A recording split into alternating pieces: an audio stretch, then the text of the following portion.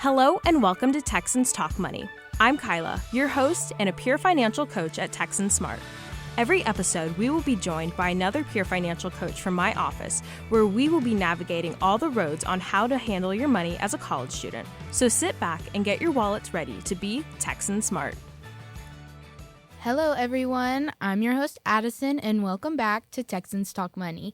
Today, we are joined by our returning PFCs, Ean and Willem. How are y'all doing? Good.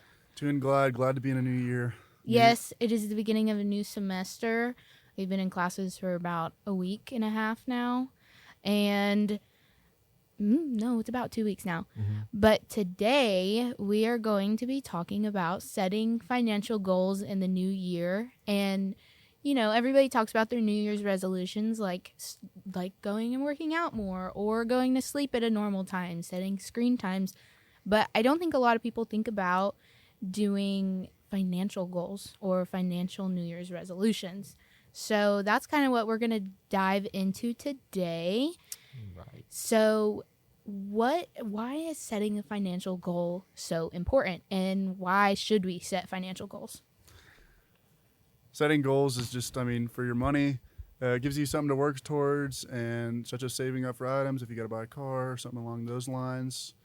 Gets rid of a lot of your unnecessary spending, such as spending too much money on groceries or spending too much money on your subscriptions and stuff like that. Yeah, so just it kind of helps you cut back on maybe just buying, the random things like, oh, I want a little snack. Well, do you have something that you've already paid for that you could have a snack for instead of going and buying a new snack? Or even, do you have food that you can make to eat instead of going out and spending money on something to eat? And if you're saving up to buy a car, like, you can find ways to properly save up money without feeling like you can't spend any money at all. And also just keeping track of how much money you have and not, throwing it all away. So if you don't set goals, you're going to lose sight of what is more important, like where your priorities lie with your money. And you don't want to, like I said, throw away your money. You want to have those goals that way, Yeah, because when I'm not spending money, I'm thinking, oh, I just save. But when I actually have this goal I'm working towards, I'm like, oh, that $8 coffee, that's actually $8 toward my vacation. Yeah. And then I have that priority. And then I feel like I'm saving money, not just, oh, yeah, some more money, but I'm actually closer to going to where I want to go. So how do you start setting a financial goal? That's a good question, right? So where do you even start? So there's actually a framework for it called SMART. Yeah, I've heard of that. So it stands for specific, measurable, achievable, relevant, and time-bound. So if you didn't catch that, SMART is the abbreviation of all those words put together. So it's an acronym. And so you pretty much just start at specific. So what is your goal?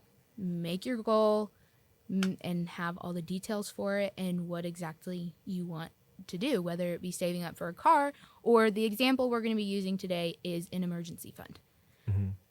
So let's say I want to save $2,000 in an emergency fund. Just hypothetically, I feel like I need to have $2,000 set aside. Emergency. And I just need it set aside because who knows, maybe I'll get a couple parking tickets because I don't want to have to walk as far to class, so I'm going to park in the wrong lot or, whatever it may be. So how do we go about it after that? Like the next step? Yeah. I guess to make it measurable, you just want to keep track of all you're going to do and just watch it continually and assess it as you go on, and then just make it measurable as you track it. Like, oh, I want $2,000. Well, when is that going to happen? Let me set a date. If I want $2,000 before March 31st, then I have that measurable goal to work towards. Yeah, and the next thing would be after you have your measurable goal, like what Ian said, March 31st, you'd make that goal achievable. Like, what are the realistic things I'm going to do to obtain this goal?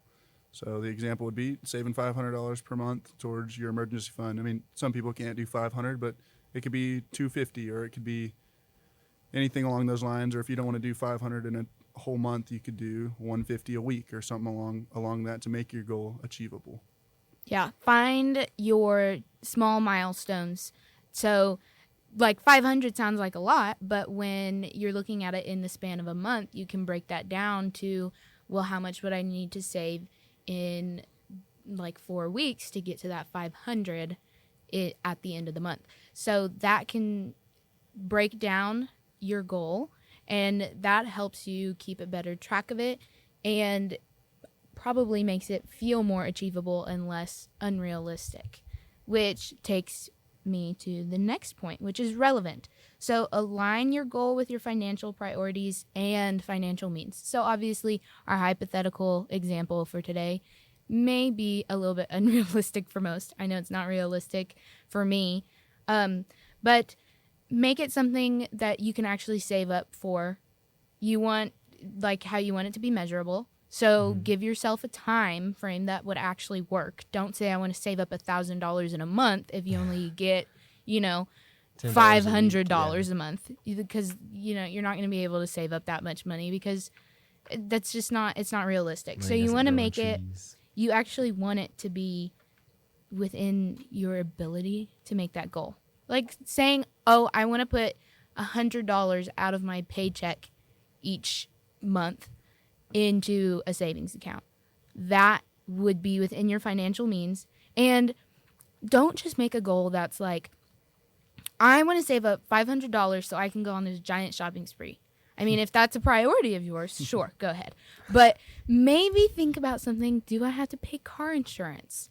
Do I have to pay rent? Like, am I about to move into an apartment where I have to pay rent and it's not just, room and board for school that gets paid for by scholarships or something? So think about things like that. Don't just think about, I just want money to spend. Because I know I'm like that. I get my paycheck and I'm like, I'm rich. I can go buy whatever I want now. Yeah. But in a couple months, I have to own an apartment and I'm going to have to pay bills.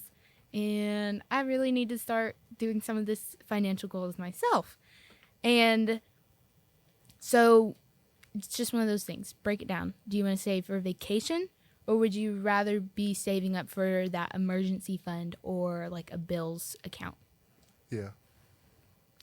So then the next thing would be time bound. Set a clear deadline. So this is the T in our yes, SMART acronym? This is the T. Time bound, okay. So kind of ties in with the measurable. You want to save by March 31st.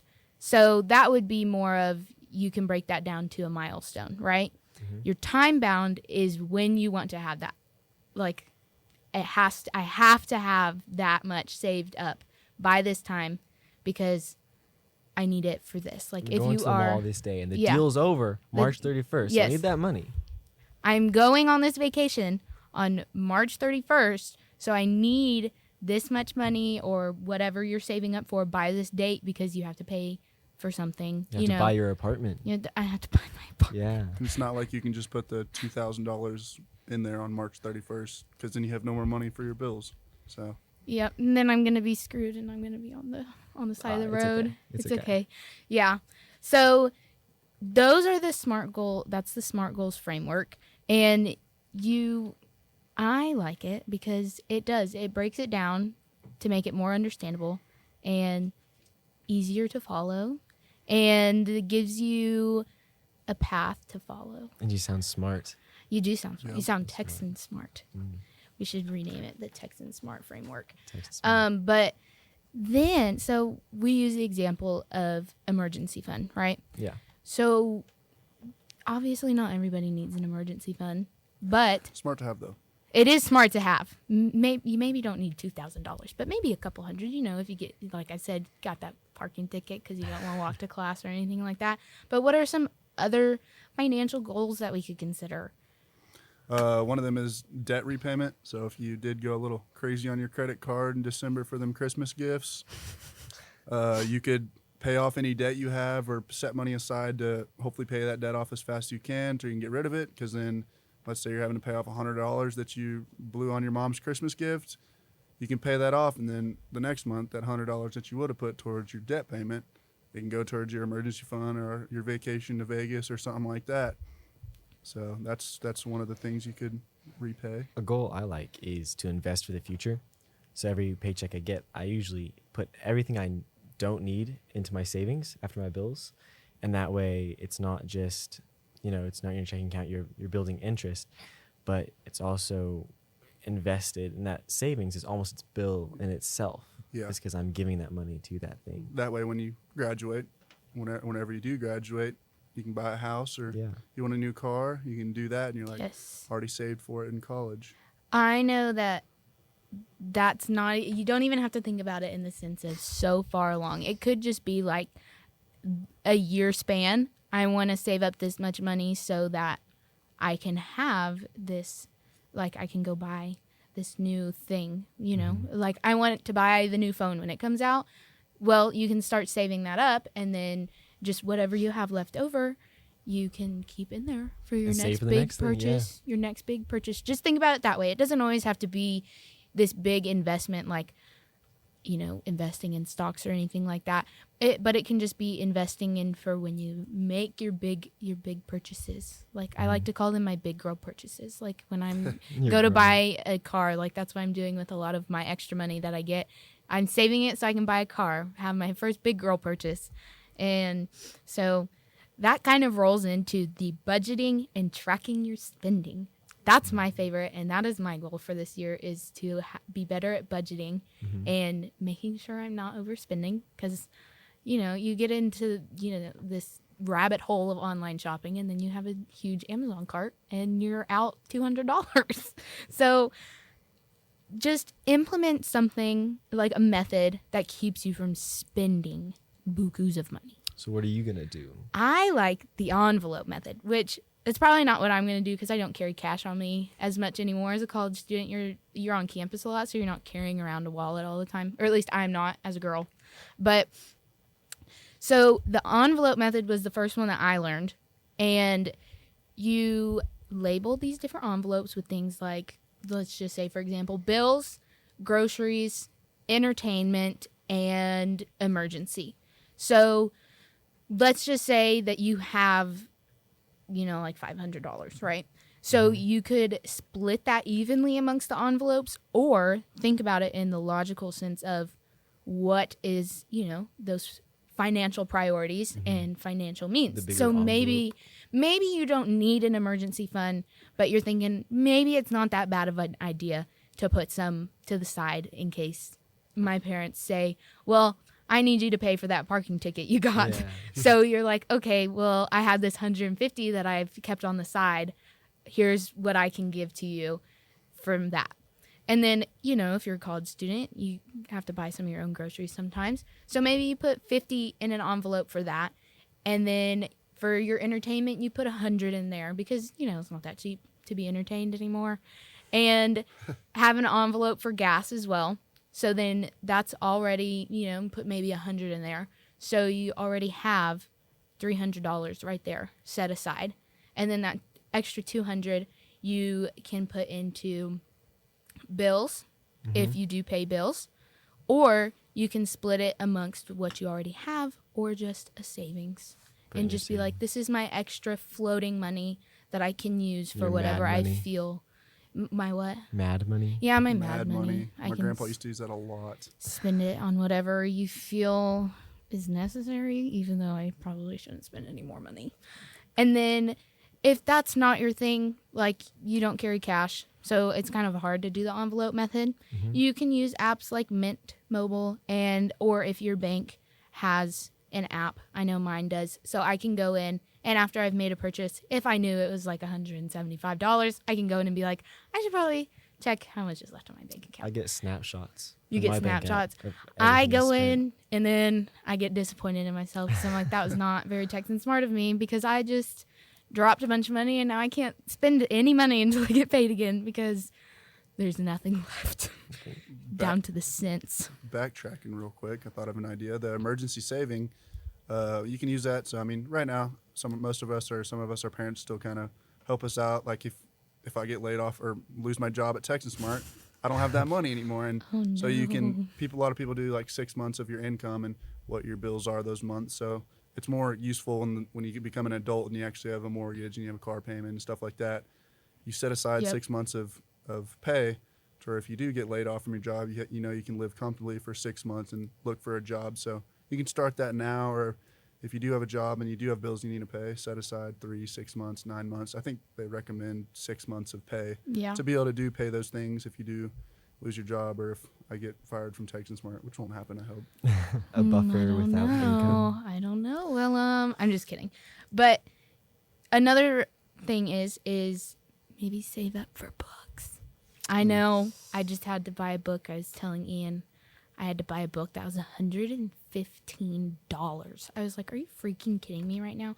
So maybe set aside $200 for that every semester if you can, or just find your spare change in the Keep it in your floorboards budget. of your car that you can scrounge up when you're having to buy some book that you'll probably touch twice, but and then here's listen up. This is a good section. How do you stay accountable and measure your progress? So I kind of already touched on this, but breaking your goals into smaller steps. Well, what does that mean? Well, so basically you have this goal of saving up $2,000 in the first 5 months of the year, let's just say, okay? Maybe break it down to how much you should be saving up a month or every week. So you could say that you want to put $165 in your savings account each month if you're trying to save $2,000 by the end of the year. Okay. So you would roughly put aside $165 into your savings account every month, or you could break it down more than that, which I can't do the math right now. But so every time you get a paycheck, just do that internal transfer of $165, or whatever is financially responsible. Don't put your whole paycheck in there, because obviously you want to spend some money. Kind of hungry sometimes. Yeah, I get hungry, especially when D Hall's not open on Sundays and you're Sundays. Yeah. And then track your progress regularly. Always watch how much you're maybe overspending. If you're spending a little bit too much, are you actually putting $165 away? Did you remember to do it? Did you skip a week of putting so much in your bank account? Whatever it may be.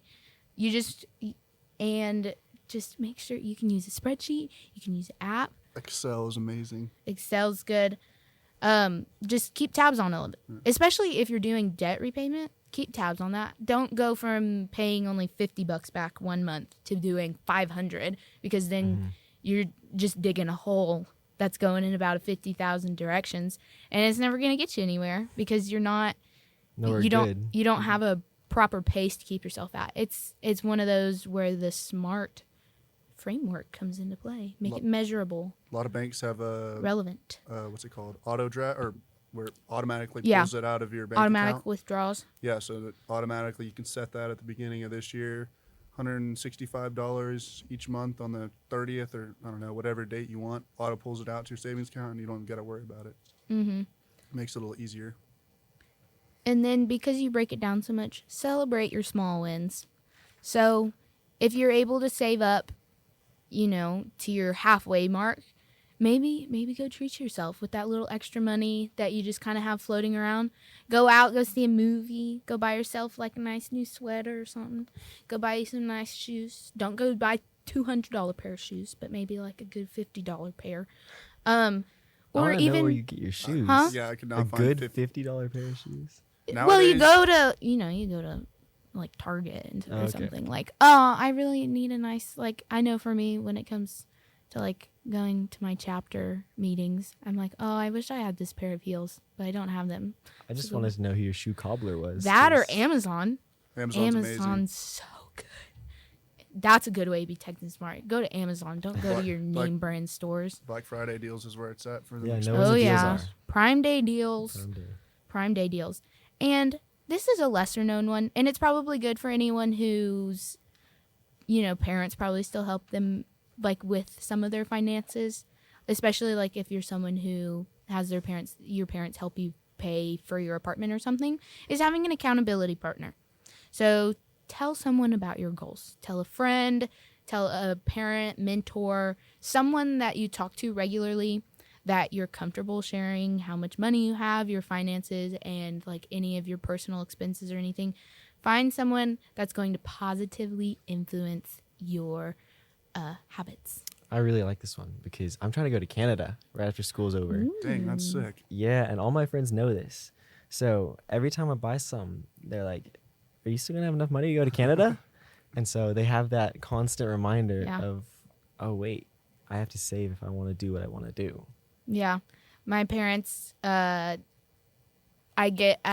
have some money set off to the side, and every time I ask them if I can have a little bit of it, because they're the ones that have access to it. I am not allowed to touch it. I have to ask them for it, which I like because it keeps me from spending all my money.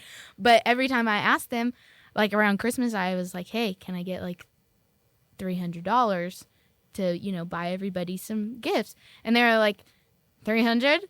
Aren't you like saving up for a car? And I'm like, yeah, but this is like one of the only times I'm going to be asking for this much, other than like when I'm buying books or something like that. So someone that can, call you out if you're maybe spending a little too much. And just talk to you about it. Check in, like have like a time, like maybe the first of the month, they ask you like, hey, how's your progress on that goal of yours? Like your budgeting, are you staying on budget?